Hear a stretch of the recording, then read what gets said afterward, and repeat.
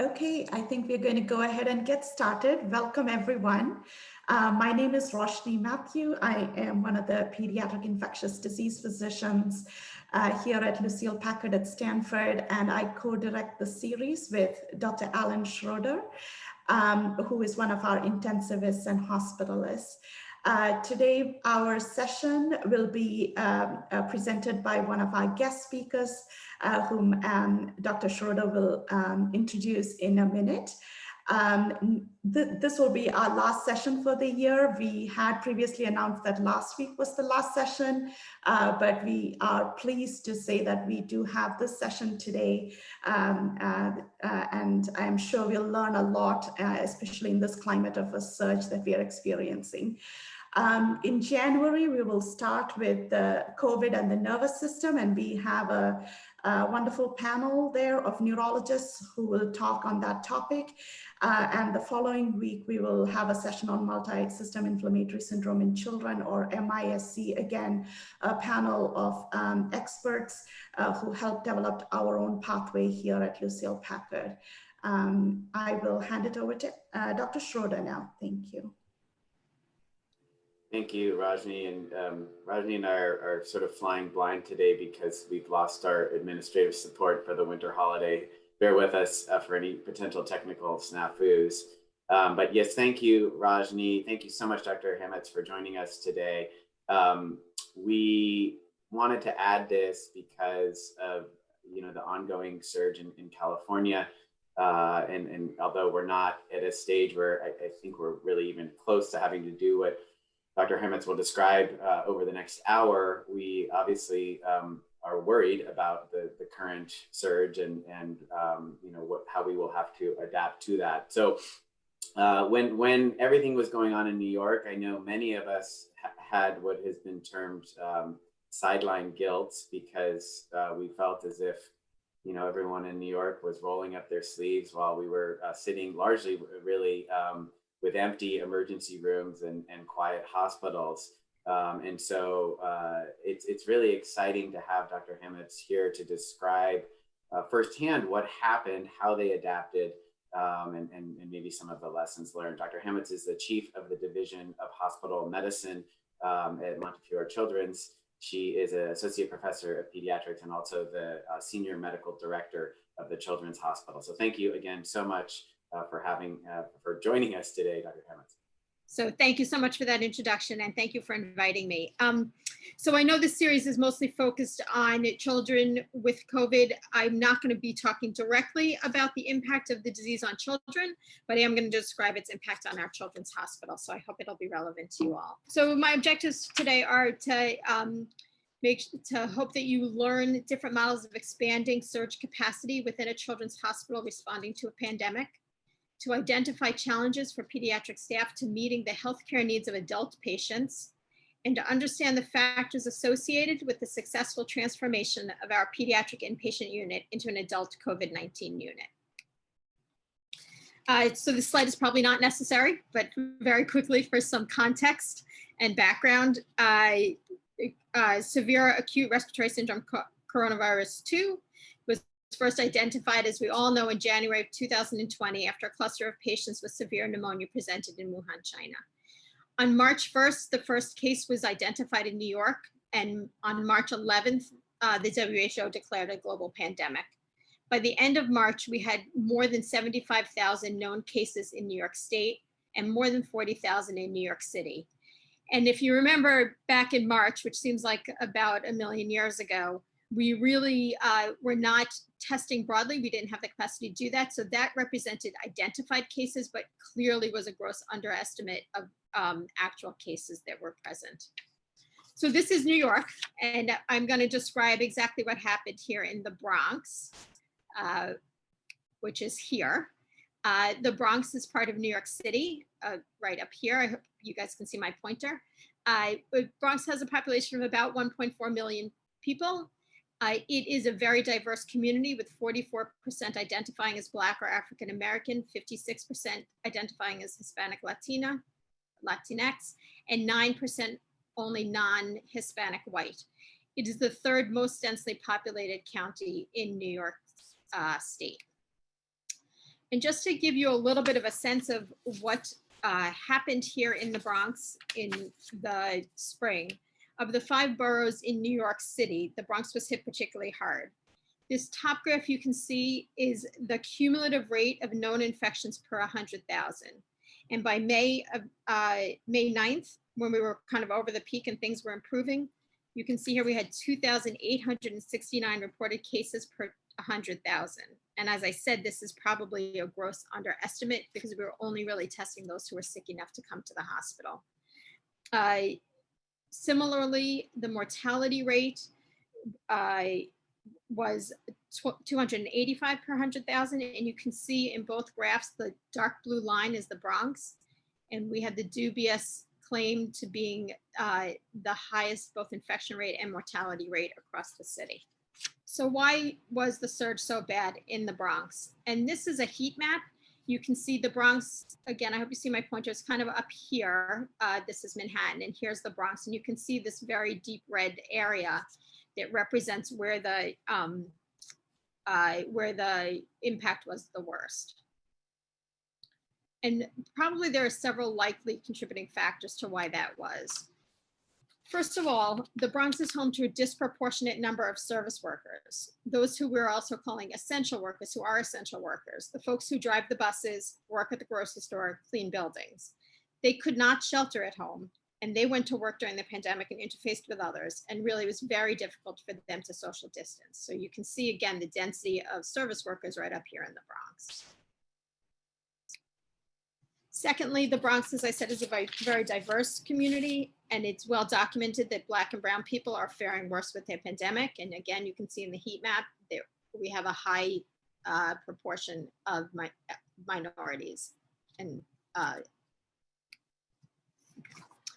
thirdly, there's a high percentage of people who are considered rent burdened, meaning that they pay more than 30% of their income on rent, which is an indicator of families' financial fragility and probably a risk factor for poor health outcomes as well. And lastly, this one is a little harder to see, but if you look up here, again, looking at the colors, not the dots, but in the Bronx, there is a disproportionate number of residents who are living in overcrowded housing, again, up in this area. As you probably know, overcrowding has been associated with worse mental and physical health outcomes. And particularly in COVID, the overcrowding made it likely contributed to increased transmission of disease because of the difficulty of social distancing, quarantining, and isolating those in the household who were sick. So I work, as we said, at Montefiore Medical Center, which is in the middle of the Bronx. We care for the families and people in the Bronx community and the surrounding communities. The Montefiore Health System is an integrated health system of 11 hospitals.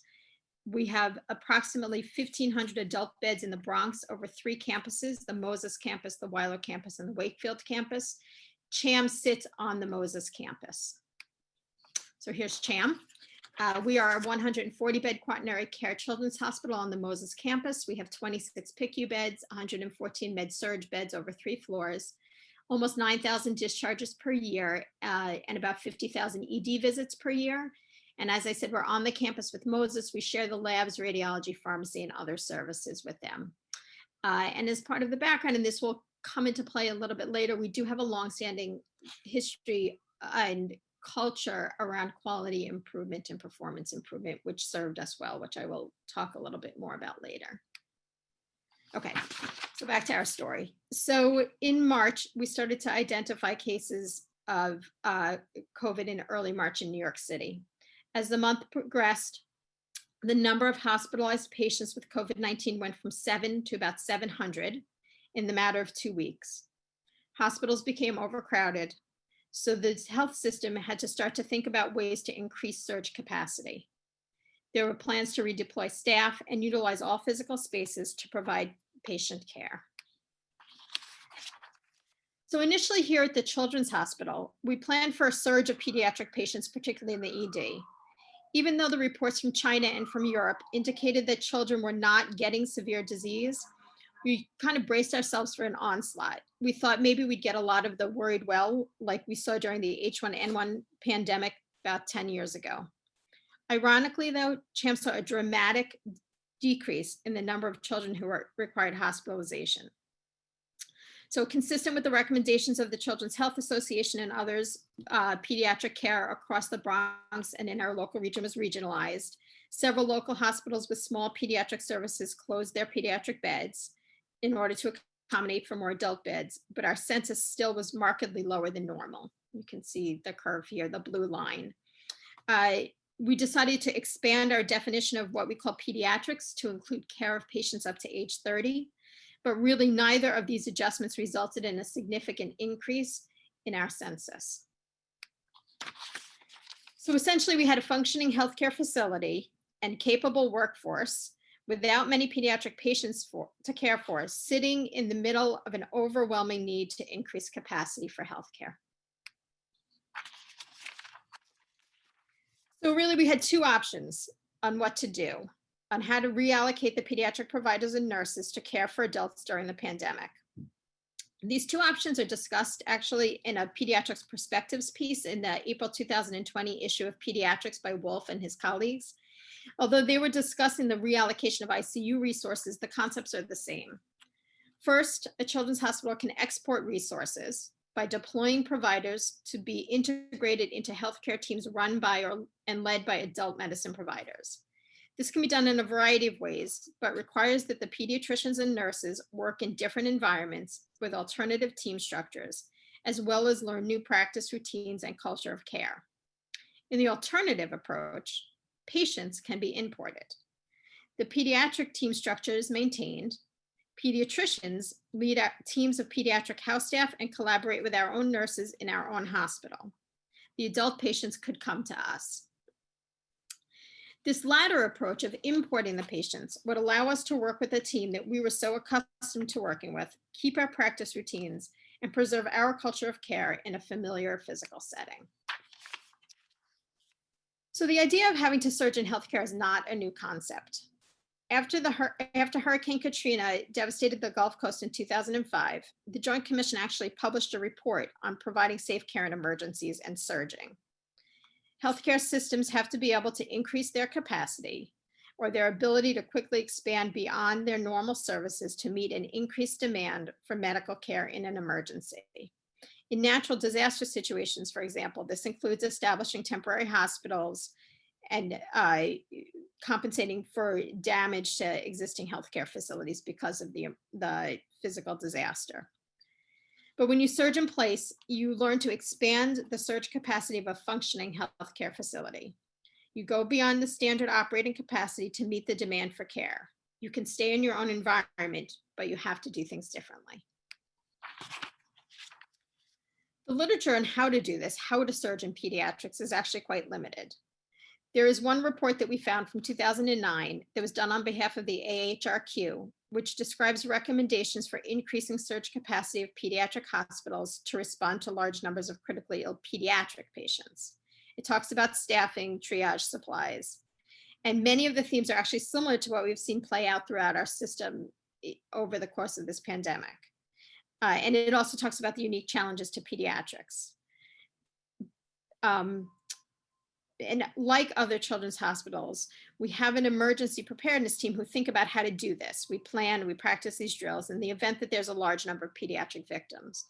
But what this report from the AHRQ did not address, and we had not practiced, was what to do when the pediatric patients were not coming, and instead there were adult patients who needed our attention. So back to our story in March. We needed to find a way to respond quickly. Given the rapidly changing situation, the sense of uncertainty, and really the general sense of fear of the unknown, the decision was made that we would stay in CHAM and we would surge in place. We would adapt our system to meet the demand for treating patients with COVID-19 and expand our staff's ability to care for adult patients in the children's hospital. So given the pace that the situation was worsening, we really had very little time. The governor had announced earlier that week that there was a need to immediately double the inpatient bed capacity across the entire city. The 3 adult EDs that comprised the Montefiore Medical Center had increasing number of patients waiting in the EDs for admission. So the decision was made on a Friday afternoon that we were going to open an adult COVID unit in the Children's Hospital by 8 a.m. on Monday morning. Because of the low pediatric census, we had actually combined 2 of our units into one the night before, so serendipitously we had an empty floor. Over the course of that weekend, the unit was created. It required a high level of coordination between physician and nursing leadership, as well as multiple other disciplines, including the pharmacy, respiratory therapy, the environmental service guys, and the central supply. Over those first 72 hours, we figured out enough of the plan, although other elements did continue to evolve over the first days as we began to take care of patients. Key tasks for physicians over that weekend included coordination with our adult colleagues, gathering protocols, and acquiring all the medical information we thought we might need, and determining staffing at the attending and resident PA level. The nursing team readied the unit with supplies, equipment, and staffing. Other key disciplines were the pharmacists who needed to expand the medications on the floors, the environmental team who would clean the unit, and the central supply team who had to trade out all of the pediatric supplies in order to make room for the adult supplies. So in thinking about how the unit was created and opened over such a short period of time, I think that there are really 3 critical elements that we should consider. And I'm going to briefly discuss each one of these 3. So first, structure of the unit. In determining how we would structure the unit, initially we considered organizing a split unit. One end of the floor would be the floor beds and the other would be a step down unit so that we could kind of separate out the sick from the very sick patients and provide better care. But it really became apparent that the real and immediate pressure was to be as flexible as possible and to create as many beds as possible. And so that plan was revised to create a single 40-bed unit where we would care for adult patients at whatever level of care they needed, as long as they did not require ICU level care or intubation. We decided to divide into 3 teams of physicians to staff the 40 beds, each comprised of 13 or 14 patients. 2 teams were the responsibility of the Pediatric Hospital Medicine Service, who, although we were not expert in the care of acutely seriously ill adults, we were completely accustomed to the unit, to the physical environment. We know how to do inpatient medicine and we understand the workflow, and we work very closely with that nursing staff, so that was very natural and easy. The Pediatric Cardiology Division volunteered to cover the 3rd team. They too were accustomed to the environment and the staff on the unit, and they had more expertise in the care of critically ill patients, so it was a nice complement to our skill set. Because we were adding teams, and also because we decided that we needed to have 24/7 attending coverage in-house, we needed to expand the pool of providers. So we recruited faculty from other divisions, and we identified people who would be comfortable caring for acutely ill hospitalized patients. In general, these were attendings and specialties that provided a lot of inpatient care like oncology and gastroenterology, or individual faculty who were relatively young, so their residency training was a not too distant memory. Because the state of emergency had been declared, we were also able to obtain emergency attending credentialing for our senior fellows. In the end, we had 15 attendings from 9 divisions, in addition to the hospital medicine and cardiology team, and 4 fellows who were granted attending privileges, all caring for the adult patients with COVID. In addition, obviously, the teams required residents, PAs, fellows, and we had volunteer medical students as frontline providers. The staffing schedules had to change frequently to adapt to evolving needs and census, so we had people who were specifically assigned to just be doing scheduling. In addition to the direct medical care providers, our palliative care team, also known as QUILT, which is Quality in Life Team, so hence the picture, was significantly expanded to provide extensive support to the patients and their families. In-house palliative care consultations were provided for patients who were facing decisions regarding advanced care directives. The team, however, mostly provided telephone-based services. There were supportive callers who called the patients and their families to check in, reassure, answer general questions every day. And there was a team of bereavement callers who called the family starting within 24 hours of a patient's death and continued to support them for approximately 3 weeks. The palliative care services team not only provided solace and care to the patients and families, but also they provided solace and support to the direct care providers as well. Through the notes that they wrote in the charts, the medical providers were able to learn more about their patients at a time that we were really discouraged to spend a lot of time in the room. So we couldn't sit and hear their stories, but through the palliative care notes, we could learn a little bit about them. The palliative care team also provided scripts and guidance to the providers to help us learn how to obtain healthcare proxy and advanced directive information early in every admission, which as pediatricians is obviously something that we were not used to doing and not completely comfortable to do. So as soon as we decided we were going to create this unit, we obviously reached out to the leadership of the hospital medicine division in the Department of Internal Medicine. We knew that it would be absolutely critical for them to be able to support and assist us while we were taking care of adult patients. Fortunately, they recognized the need as well. And at the same time, they were providing support across the system to providers who were in positions where they were not normally taking, providers who don't normally take care of hospitalized patients were being asked to do so. So they developed a cadre of what they called adult hospitalist advisors. So for the first 3 days our unit was open, we had an advisor on site. They helped us adapt our workflow to mimic the care they were providing on their units. They helped us to figure out how to identify the really sick patients, since they all looked pretty sick to us. And they gave us a crash course on management of common adult chronic conditions, including diabetes and hypertension. And they brought us donuts. We also had the help and support of the Popcorn Network. As many of you know, this is a network created by the Peds hospitals at Cincinnati Children's and has become a national network. They made themselves available to us and continue to do so for other programs, available 24/7 by phone to provide telephone consultation for any questions we had about managing adult illness. Another key to our success in being able to function independently was that from the beginning, there was a recognition that it would be beneficial for all of us to consider the most appropriate patients for the unit in our building in CHAM. We agreed that we could not screen patients based on the severity of COVID symptoms, as long as they were not already needing ICU level care, but that it was appropriate for us to try to limit the number of comorbidities the patients had, since we were not expert in taking care of those comorbidities, those underlying illnesses. So we wrote some guidelines as a first screen, and those included that the patient had to have COVID as a primary diagnosis. They couldn't be coming in for something else. We initially wanted to try to limit it to patients who were 50 years or below, thinking that they would presumably be less sick with less chronic illness. And we tried to limit it to no more than 2 major organ dysfunctions. And really things like hypertension and diabetes, we did not count as major organ dysfunctions. Really things that were more complicated than that were considered. So screening, though, proved easier said than done. Because of the volume of patients they were managing and their workflows, we couldn't talk to the adult ED providers to discuss the patients before they came upstairs. So instead, we worked with the admitting office.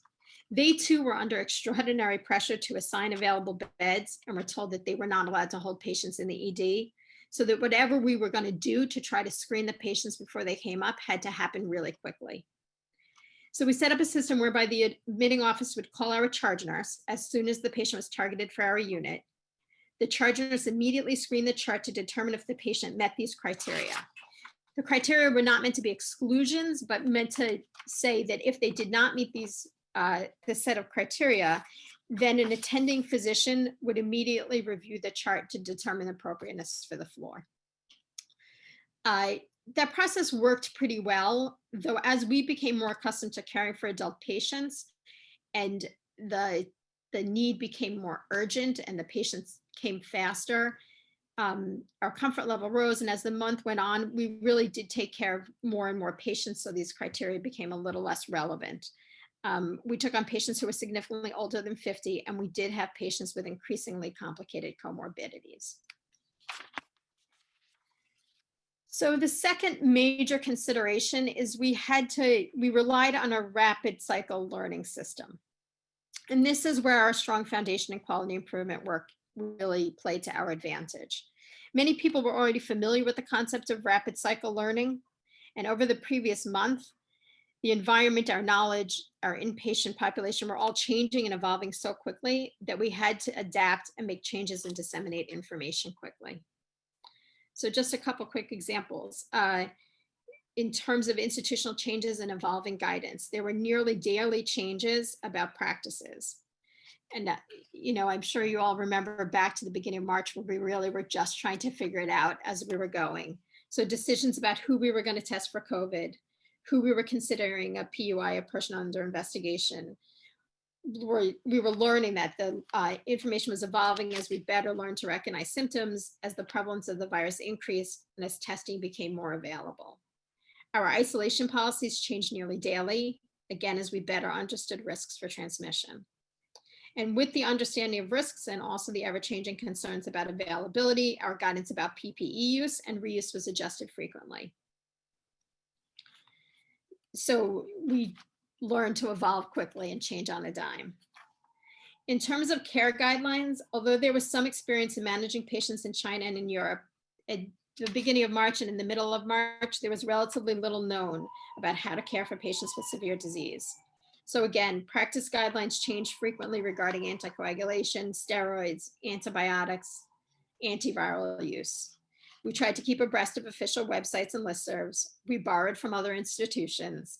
We learned while we practiced, and we tried to study our data in real time. Our best practices evolved and had to be adopted as well. Just as an example, on a more local level, nearly overnight, we changed from standard use of nebulizers for albuterol administration to almost exclusive use of MDIs in order to minimize aerosolization of respiratory particulate matter. Under normal circumstances, this kind of change probably would have taken us many PDSA cycles and many months. So to accomplish the rapid cycle learning and adaptation, we had over the previous weeks increased communication via meetings, daily briefs, and huddles. We sent out regular emails through the hospital leadership to keep everybody informed so that we could make rapid workflow changes and information could be disseminated quickly. We set up a web-based team site so that protocols and guidance could be updated and so we could minimize confusion around and have as good version control as possible as documents were circulated and recirculated as we changed our guidance and our practices. So we also, the rapid cycle learning was not limited to learning medicine and medical protocols. We needed to learn how to meet the challenges that really, and this word was so overused, but really true, were really unprecedented. In the clinical realm, we had to learn how to recognize and treat the adult medical concerns while easing their anxiety. In our interactions with patients, we had to learn how to communicate differently with the patients. It was hard to learn how to talk to patients through the mask, the eye shield, fully gowned and gloved, and with the recommendation that we don't spend a lot of time in the rooms.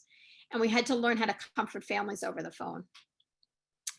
We also had to learn how to take care of ourselves, how to make sure that we felt safe in the care we were providing, to accept uncertainty about what was going to come next. And we had to learn how to leave it behind a little bit when we went home at night so that we could come back the next day. This learning was facilitated again by the leadership daily updates via email, really trying to keep people informed.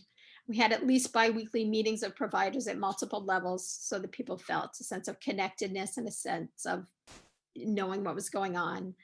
Respite rooms were created, and we tried to eat together when we could. Of course, now the guidance is we're not allowed to do that, but in March we did that, and that really provided a lot of solace for providers and helped us learn how to adapt quickly. So the final element that helped us to be successful was an intentional effort to maintain as many of our familiar systems of communication as possible. Some of this did take a little bit of time to figure out. For example, one of the first times we needed to intubate a critically ill patient on the floor, we realized that we really hadn't figured out a streamlined process for escalation and for communication. We needed the special expertise of the adult RRT team, but we also wanted the rapidity of response that we got from our pediatric team. Once the patient was intubated and waiting on the floor for an ICU bed, we needed providers who could manage the vent and take care of the ICU management while we waited for nearly 6 hours for the patient to get an ICU bed. Ultimately, we decided that care escalation would be a collaborative effort between the pediatric response team, from our ICU, the adult response team, and the floor-based hospitalists and cardiologists and nurses. But it did take us a little while to figure out how to clarify those roles and responsibilities, and really required some explicit conversation and discussion. A second way in which we preserved our familiar structure around communication was in calling consults. The department agreed after much discussion that for consultations to subspecialists, we would call our pediatric colleagues, who would decide whether they needed to confer with their adult counterparts. This minimized the need to further burden the already overburdened adult subspecialists, as well as enabled us on the front lines to work with those people who were really familiar colleagues.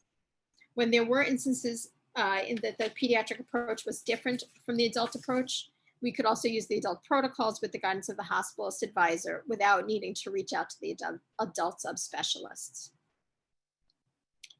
A third way in which we maintained communication was within the teams themselves. For the first few days, because we were so busy and distracted and just trying to get accustomed to our new patients and their care, we were skipping our 7:45 morning brief. We quickly realized, though, that we could and should maintain our normal workflows and normal communication paths, even if the patients were different. Rather than being an interruption, these communication channels and routines were essential to maintaining our situational awareness and our teamwork between the physician and nursing teams. So how did we do? So from Monday, March 30th through Thursday, April 23rd, about 3.5 weeks, we admitted 147 adult patients, all of whom are over the age of 30, with severe acute COVID-19 disease. As an aside, we were still admitting the 30 and younger to our quote unquote pediatric floor, and they are not included in these data. So in order to describe our demographic and clinical characteristics of our patients and to give some context for the outcomes, I'm going to show you results from 3 other studies that were available at approximately the same time.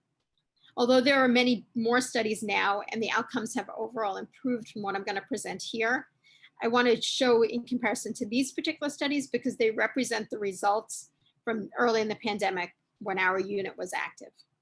The first study was published as a research letter in JAMA describing 377 hospitalized patients in the Northern California Kaiser Permanente system, which you guys are familiar with. It is a retrospective cohort study of adults hospitalized in one of their 21 hospitals during the month of March. The second was a study done by the research team at Northwell Health, which is here in New York City. They described 5,700 patients of all ages hospitalized in their 12 hospital system from March through April 4th. Across their system is part of New York City into Long Island mostly. And they had 44% of the patients had outcomes included in the study that were known at the time. And then the third study was out of the 2 largest hospitals in China where adults with COVID were cared for. And that study included 191 adults who had who had outcomes that were available at the time of their publication. Okay, so here are the demographic characteristics of our 147 patients that we cared for on our CHAM unit. As we described earlier, we did aim, at least initially, to capture a younger population, so the median age was about 47 years. The vast majority were male. 1/3 of our patients were Black or African American, 44 were Hispanic, and 1/4 of the patients spoke a language other than English, and of those patients, Spanish was the overwhelming majority. Comparing this cohort to the other cohorts described, remember that each of these studies was done very differently. Data were collected differently and analyzed. So it's not really comparing apples to apples, but we'll give you some sense. And for the other hospitals, I'm only showing the percentages, again, just to give some idea of how their populations, how our population of patients compared to the others. So you can see, compared to the cohort at Northwell, we had a higher percentage, we had younger patients than the other, compared to all the other three cohorts. In terms of race and ethnicity, we had a higher percentage of Black patients, Hispanic patients, and those who were not primarily English speaking compared to Northwell Health. The other two studies did not describe the patient populations. And this is reflective of the patients in our local communities of both of the systems. So clinical characteristics of the patients at CHAM. As I said before, it was our intention to limit the number of pre-existing conditions and comorbidities of the patients we took care of. So for this study, we looked specifically when we did the chart review at the comorbidities that are most frequently associated with poor outcomes based on the prior literature at the time, including obesity, hypertension, diabetes, heart disease, and respiratory disease. Half of our patients had one or fewer comorbidities documented. Of those who did have comorbidities, you can see obesity and hypertension were the most common. The Charlson Comorbidity Index is a measure of total comorbidity burden. It predicts 10-year mortality for a patient based on age and the number of serious comorbid conditions. It's based on ICD-10 codes that exist within the electronic medical record, and it was calculated through our electronic data extraction tool when we pulled these data. The lowest score is 0 and corresponds to an estimated 98% likely 10-year survival rate. So the fact that over half of our patients had a score of 0 again reflects the fact that our patients were in general younger with fewer comorbidities prior to them getting COVID. The rate of obesity in our patients was similar to that reported at Northwell Health, and the data on obesity was not available for the California or the China cohort.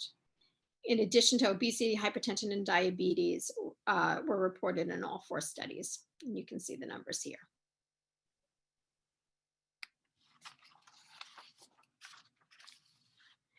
Well, we did try to limit the number of pre-existing comorbidities. As I said, we did not limit our patients based on disease severity due to their COVID-19. With the exception, obviously, we did not take patients on the unit who were already requiring critical care or intubation in the emergency room. Looking at the CHAM numbers, overall, our patients were pretty hypoxic on arrival to the floor. 57% required nasal cannula on admission, ranging from a few liters to 10 liters per minute. Ultimately, 1/4 of our patients required 100% oxygen on a non-rebreather. Many stayed on the non-rebreather for days. 4% required high-flow nasal cannula on the floor, and 16 patients, or 10.9%, ultimately required mechanical ventilation. We kept patients on the floor until they actually required intubation and mechanical ventilation. Unlike normal times, a patient on non-rebreather would typically not be on an inpatient floor, but given the number of severely ill patients in the hospital, that was the most appropriate thing to do. So of the total of 16 patients who required mechanical ventilation, they were all emergently intubated on the floor and subsequently transferred either to the PICU or to an adult ICU, depending on where the beds were available. One patient did die on the floor shortly after intubation and therefore did not get transferred. In addition, 6 patients needed dialysis, which was done either on our unit or up in the ICU, depending on their other needs. And in particular, if they were intubated, they went upstairs to the unit, and if not, they stayed on the floor. Comparing to other studies, the proportion of patients who required mechanical ventilation and ICU admission was similar to what was seen in Northwell. However, it was much less than what was reported in California. Again, this is likely due to a lot of confounding factors, including age and comorbidities. At CHAM and really throughout Moses, due to limited ICU bed availability, as I said, we kept the very sick patients on the floor as long as possible, whereas in normal circumstances, these were patients who really would have been in an ICU. Therefore, when we're talking about ICU admission, it's a little difficult to compare across the different systems because we have limited information as to what care escalation looked like in each of these systems. So the disposition of our patients, ultimately 91% were discharged home and 9% or 13 of our patients died. Of the 13, 4 died on our unit. And of those 4, 3 had DNR orders in place. And the other was the patient that I mentioned who died soon after being intubated on the floor.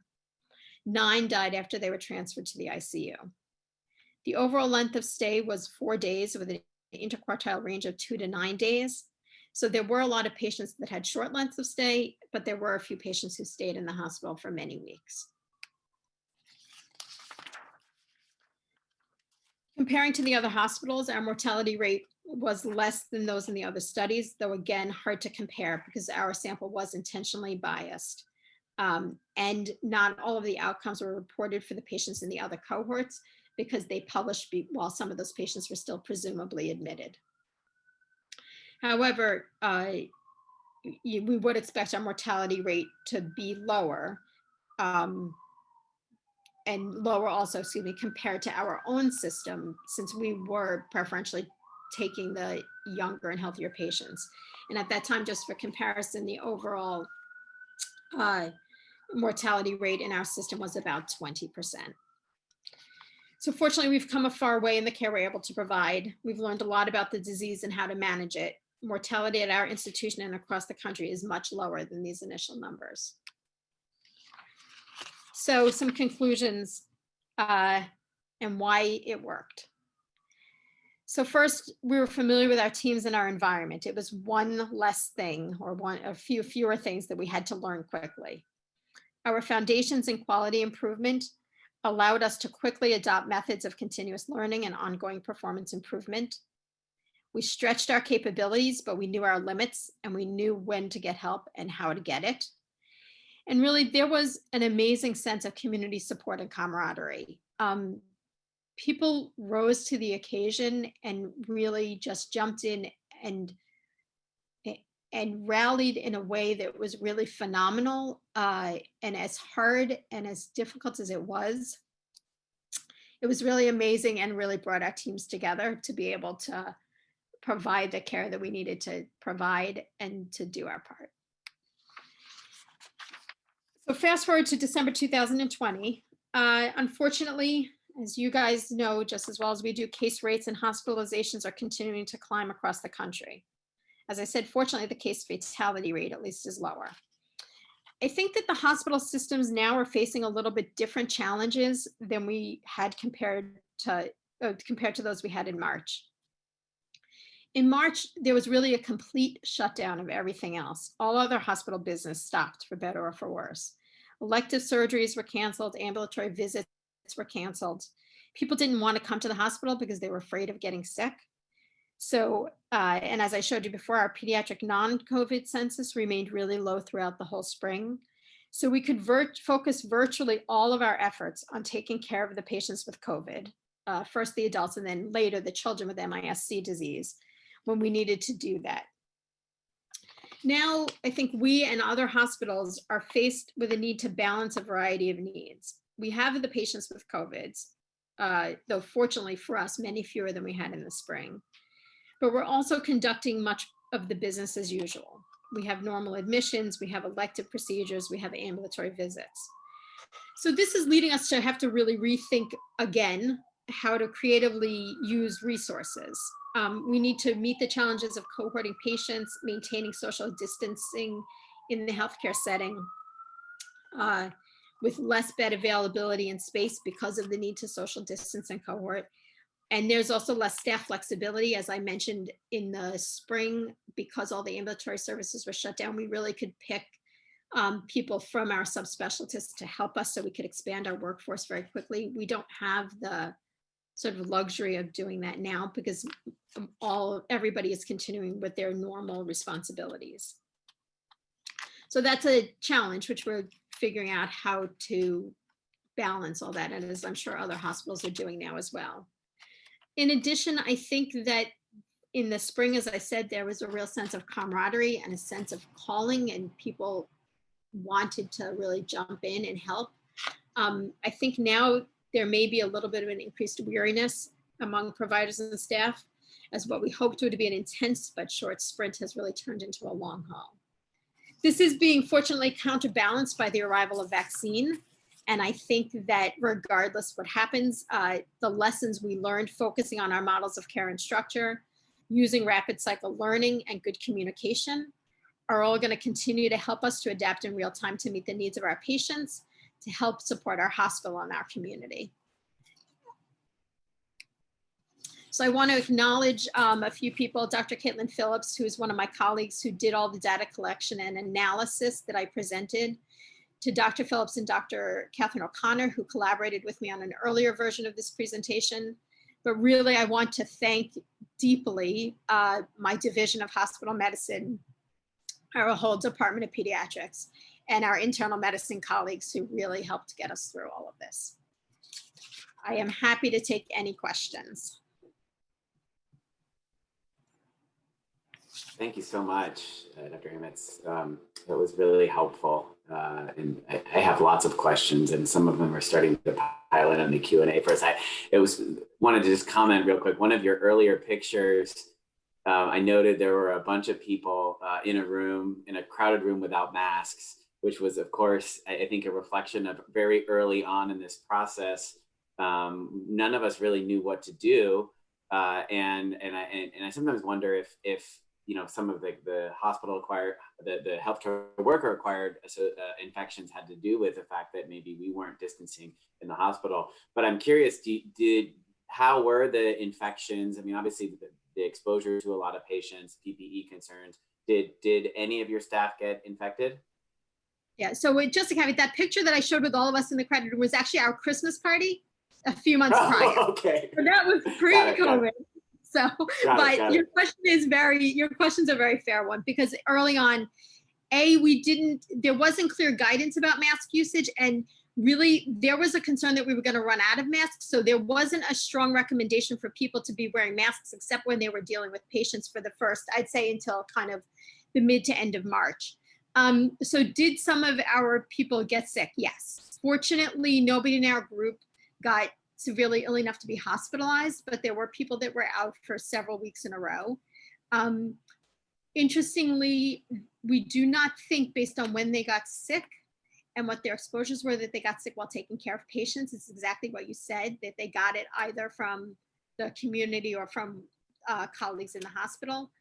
We didn't have contact tracing at the time, so I don't know this for a fact, but again, based on who got sick in our group, I do think that it probably was a little bit of sharing amongst ourselves. Yeah. That was early in March. Once we opened our unit and we all started wearing protective equipment, the PPE, nobody got sick, which Great. Was really amazing. Well, really inspiring work. And thank you again for sharing. I'm going to just try to field some of these questions here. The first one is about documentation requirements. And then maybe you can add to that anything about billing. How did all that pan out? So again, fortunately, our adult colleagues shared, they had put together a sort of a templated note for the care for adults with COVID. So we used their templated notes that we really were able to document pretty well and carefully. And then we billed. I think that is one thing that we thought about after the fact, that had we really focused on that, we probably could have been much more consistent. Some people billed at sort of a level 3. Some people, for the patients who were on non-rebreathers and high flow, we billed at critical care billing levels. So that all, again, with the help of our adult colleagues, we got that in place pretty quickly. What about, I know people have been concerned about medical legal issues as well. How did you handle liability and licensing and credentialing and all of that? Yeah, so that's a great question. We, it actually, because of a longstanding conversation, and you guys may have a similar situation where some of our subspecialists like to hold on to their patients after their 21st birthday. So we have the 25, 26, 27-year-old patient from the neurosurgeons or the oncology patient. So we had about 6 months before that decided to put a clause into our credentialing that if the patient was in our building, regardless of their age, that we were credentialed to take care of them. So that from a medical legal standpoint, it was in our credentialing that we could take care of them. I think in terms of the sort of legal liability, you know, the state had been declared a national, a disaster area, and it was an emergency situation. So I think that we all felt comfortable enough that we wouldn't be held liable. It was a question that came up. We were reassured, again, enough by the hospital leadership that given the fact that it was an emergency declared by the state, that we would not be held liable. And I have to, and just to add to that, you know, I think it was really interesting. We were really worried that the patients coming into our building would be furious that they were being cared for by a bunch of pediatricians. There was not one patient who was unhappy with the fact that they were being cared for by a pediatrician, because they were just grateful that they were being cared for. And I think, as awful as that sounds, it was incredibly reassuring to us that we knew we were doing the best we could, and our patients knew that we were doing the best we could. So that concern went away pretty quickly. Well, I think you could argue there's a level of attentiveness, without any disrespect to our adult medicine providers. There's probably a level of attentiveness that we're used to in dealing with families and small patients that is a benefit. So your old friend Jessica, go ahead. So, and we were told that we did have patients saying, oh, when I've been admitted onto the adult side, they never did that for me. Right. You know. Your old friend Jessica Gold is asking about code status discussion. Did you guys initiate them? I know you mentioned, I think, that palliative care was involved, but how did that all work? Yep. So we had a script that every time we went and did an H&P on an initial admission, we asked them who their healthcare proxy was, and we had a script to ask them what they wanted their code status to be. Some patients changed what they thought over the course of their hospitalization, but we did learn very quickly how to have that conversation.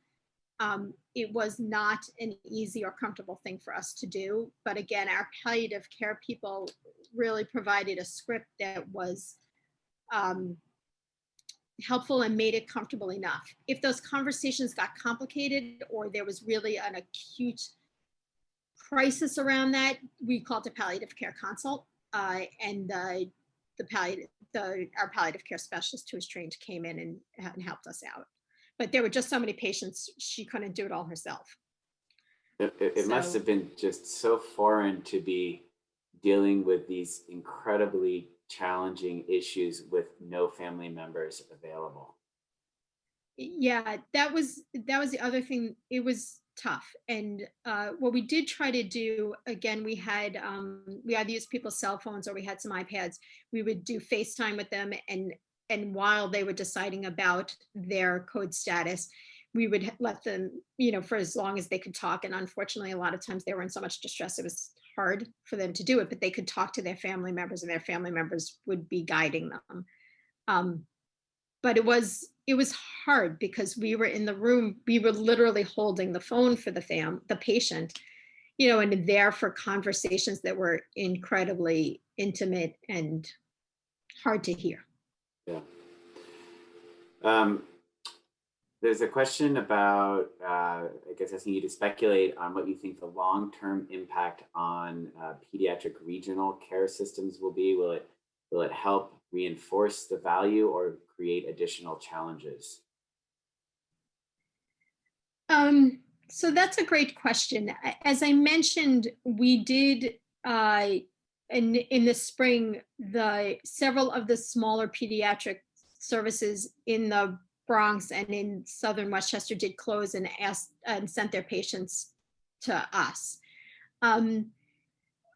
we wondered the same if those smaller services, because New York City is, different than other places when we say the community hospital and you think of something 50 miles away. Our community hospitals are, 5 miles away, 2 miles away, 10 blocks away. So the regionalization would conceptually make sense. But those pediatric services that had closed did reopen. And what the long-term impact is going to be, I really don't know, because this summer and fall have been so unusual in terms of all of us have low volumes that I think people are a little bit holding their breath to see kind of how things sort themselves out when things get back to whatever normal is going to be before they decide what those centers will look like. So I do know that there was one sort of community hospital that was planning on trying to expand their pediatric services, and that plan is on hold again. Rethinking the strategy and rethinking the regionalization, but I'm not sure that we know yet what that's going to look like. How many of the other local hospitals did something similar to what you did in New York and New Jersey and Connecticut? Really, I guess all were so burdened at that time. Yeah, so most of the other hospitals in the region, I think all of the other hospitals expanded what they considered to be pediatrics to either 25 or 30 years old, so that they help to take care of the younger adults. Most of the other hospitals in New York deployed their pediatricians to work on the adult services as opposed to, so they exported resources rather than importing patients. I don't think that anybody else, as far as I know, opened a complete adult unit with the age range that we had.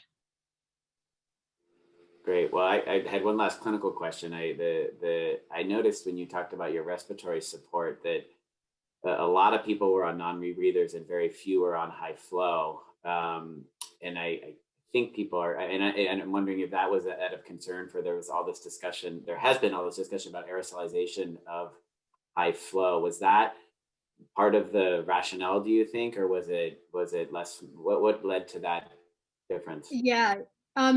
So that was part of the conversation, was the question about the aerosolization. It was also driven by resources. We were running out of high flow machines. Interesting. So, and